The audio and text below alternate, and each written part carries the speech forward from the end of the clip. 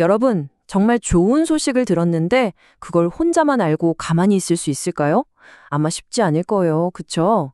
그런데 이상하게도 우리는 세상에서 가장 기쁜 소식에 대해서는 종종 입을 닫고 삽니다.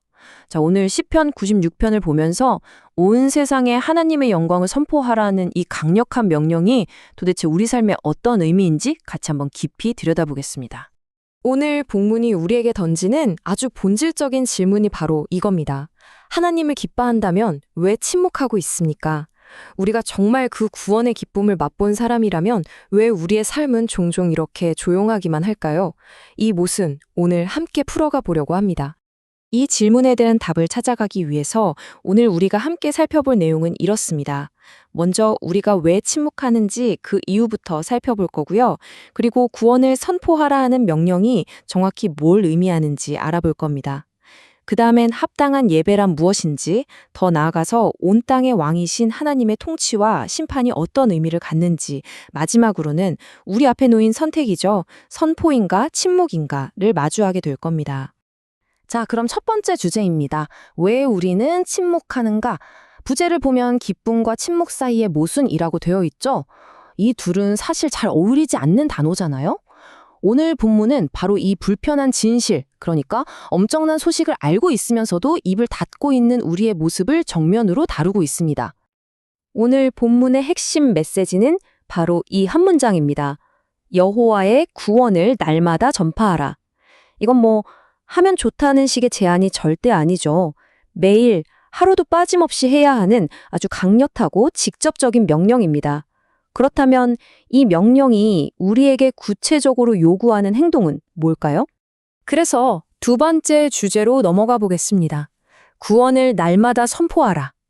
이 선포는 그냥 막연한 감정에서 출발하는 게 아닙니다. 오늘 본문을 보면 아주 구체적인 행동을 요구하는 명령들로 우리를 한 걸음씩 이끌어가고 있어요.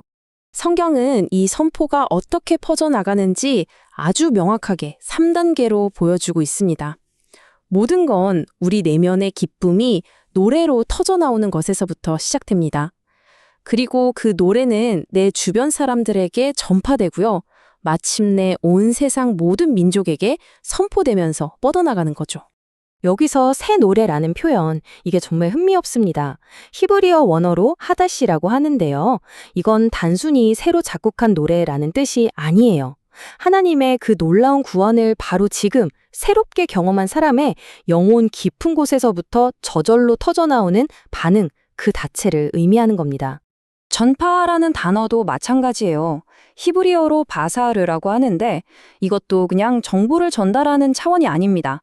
기쁜 소식, 즉 복음을 전하라는 뜻을 아주 강하게 담고 있어요.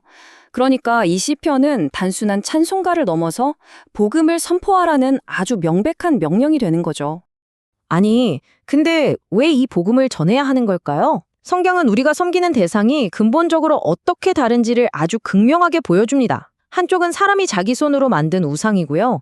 다른 한쪽은 바로 우리 자신을 만드신 창조주 하나님이십니다. 이 차이를 아는 순간 모든 게 달라지죠. 자, 결국 이 모든 건 우리 삶의 문제로 이어집니다.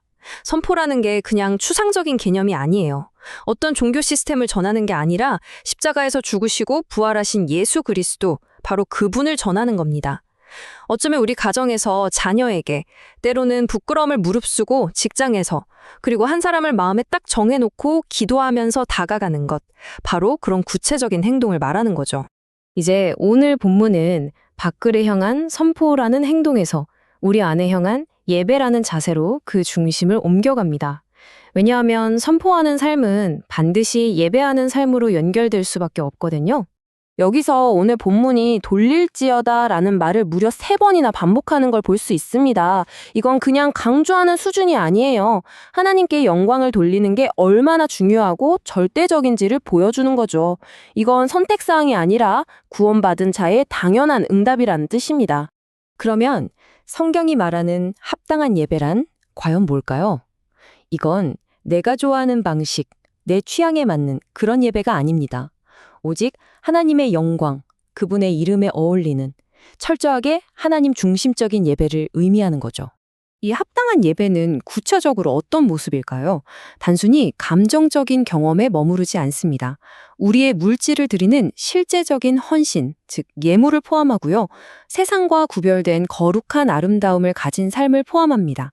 결국 이 모든 건 우리가 받은 은혜에 대한 응답인 행위죠. 그러니까 주일 1시간의 예배를 넘어서 우리의 시간, 물질, 그리고 삶의 방향 전체를 드리는 것, 그것이 바로 진짜 예배입니다. 자, 이제 시편의 마지막 선언으로 넘어가 보겠습니다. 여기서 우리의 시야는 개인적인 차원을 훌쩍 넘어서서 우주적인 규모로 확장됩니다. 바로 지금 이 순간의 하나님의 통치와 미래에 있을 완전한 회복에 대한 선언이죠.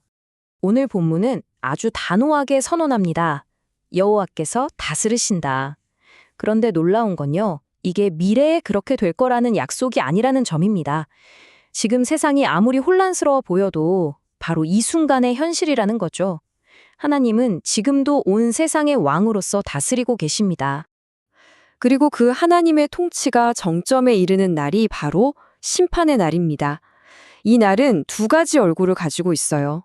어떤 사람에게는 끝없는 두려움의 날이 되겠지만 또 다른 사람들에게는 그 무엇과도 비교할 수 없는 기쁨의 날이 될 겁니다. 그런데 성경이 말하는 심판의 개념은 우리가 흔히 생각하는 것과는 조금 다릅니다. 단순한 처벌이나 억압이 아니에요. 오히려 모든 불의가 바로잡히고 깨어진 세상이 온전히 회복되면서 하나님의 공의가 마침내 완전히 드러나는 위대한 회복의 날에 훨씬 가깝습니다. 그리고 이 구절이 그 점을 정말 잘 보여줍니다. 놀랍게도 시편은 하늘과 땅, 바다와 나무들까지 이 세상 모든 피조물이 그 심판의 날을 기뻐하고 즐거워한다고 노래하고 있거든요. 왜냐하면 바로 그날이 창조 세계가 완전히 회복되는 날이기 때문입니다. 바로 이 지점에서 모든 게 달라집니다. 예수 그리스도 안에 있는 사람에게 그 심판의 날은 더 이상 두려운 정죄의 날이 아니에요. 오히려 그토록 기다려왔던 구원이 마침내 완성되는 가장 영광스러운 날이 되는 겁니다. 이렇게 거대하고 우주적인 이야기들은 결국 다시 우리 각자의 삶으로 돌아옵니다. 오늘 본문은 우리 앞에 아주 명확한 선택지를 놓아두고 있어요. 선포하는 삶을 살 것인가? 아니면 침묵하는 삶에 그냥 머물 것인가? 오늘 본문이 우리에게 보여준 하나님의 구원을 경험한 사람의 세 가지 핵심적인 반응을 요약해 볼까요? 그는 하나님의 영광을 선포합니다. 그리고 하나님을 합당하게 예배합니다. 마지막으로 지금도 다스리시는 하나님의 통치를 기뻐합니다. 자, 이제 마지막 질문이 우리 각자에게 남았습니다. 이 모든 내용을 비추어 볼 때 여러분의 삶은 지금 어떤 노래를 부르고 있습니까? 여러분의 일상, 말 한마디, 그리고 선택들은 침묵의 멜로디를 연주하고 있나요? 아니면 온 땅에 울려 퍼져야 할 하나님의 그 영광을 노래하고 있나요? 그 답을 찾아가는 것이 오늘 우리에게 주어진 과제일 겁니다.